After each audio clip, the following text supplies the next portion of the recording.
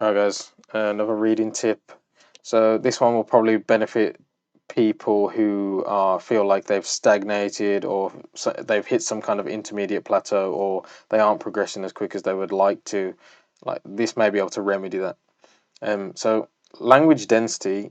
Um, I'll show you in a second with a web novel and a webtoon adaptation of the exact same content, and I'll show you the difference between dense content and not so dense content. So a lot of the people who have hit some kind of plateau probably are literally just watching stuff with subtitles, which is in itself can be it's varying in density because sometimes there might be a lot of talking and sometimes there might not be a lot of talking, which is the point of having audio description, so that when people aren't talking, you're just making the listening portion like more dense.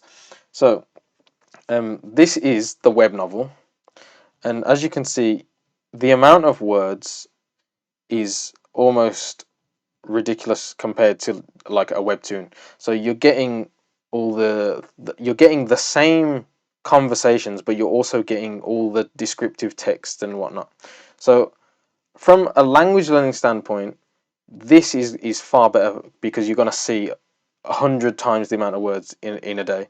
So you can read things like blogs and news articles and stuff, and you'll get pretty much the same. Like if you can find something that's pretty much the same density, and it's just like a big wall of text, or like any kind of story, basically any kind of wall of text, or just something that's more dense than say like subtitles. If you take a script, you'll notice that um, simply if you read a book for an hour or if you watch a TV show for an hour, you will notice that the book, you would have covered a lot more words and content with the book than you would have covered with just the script and people talking it and all the time in between of people walking around and whatnot.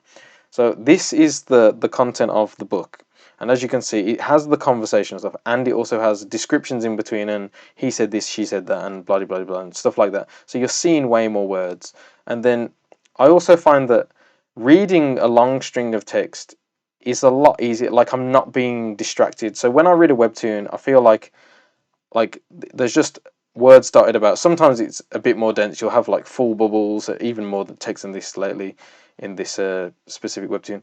So you'll notice that while there's just as there is not just as much. So while there's a lot less text, you're also it takes just as long to read because you're kind of being distracted by the visuals. So the visuals are good in a sense that they are an aid for your understanding. So they help you to understand, but the disadvantage is they are distracting your attention from the language itself.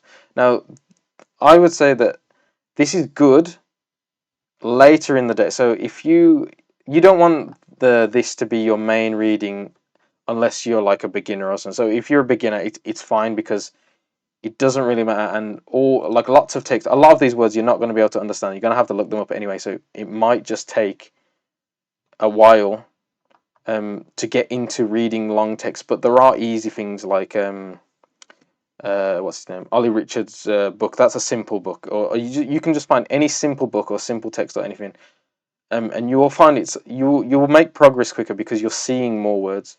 So for density, that's what you want to do. But later on, say if what I normally do is I read a book in the day, but then on the night I'll generally just be like playing some game or just read a webtoon for a bit. But it does take just as long to read a webtoon because you're being distracted by the visuals and there's a lot less text. So it does have its advantages and disadvantages. But I would say that if you want to make progress, you want to be reading full like text because you're going to see more words and you're going to get more of the language in you. So and then you'll find that you can start visualizing. The better you get, you'll start visualizing anyway, and then you'll be well on your way. But obviously that is taxing to read all this in like half an hour. It's more taxing than to read something like this. So what you want to do is just use them in a way that is beneficial for you. So you want to read while you have energy in the morning, early on, whatever. Like in between breaks at work, on the way to work, on the way home from work, if you take public transport, whatever, you want to be reading something like this. And then later in the day, when you've got less energy, you can just read something that's a bit more chilled out, something more spaced out. Even you could even just not read again, and you could just use subtitles and whatever, and just watch something and just chill out. Even no subtitles, just chill out and use the rest of your day for just listening. So that's about it for language density. The pros, obviously, you get more words. Cons, it's a bit more taxing. So you can, but it will definitely help you in the long run. So that's that for that tip. And subscribe for more tips, and leave a comment on, maybe if you have your own tips, leave a comment, and leave a comment on what you think about this tip specifically. All right, thank you.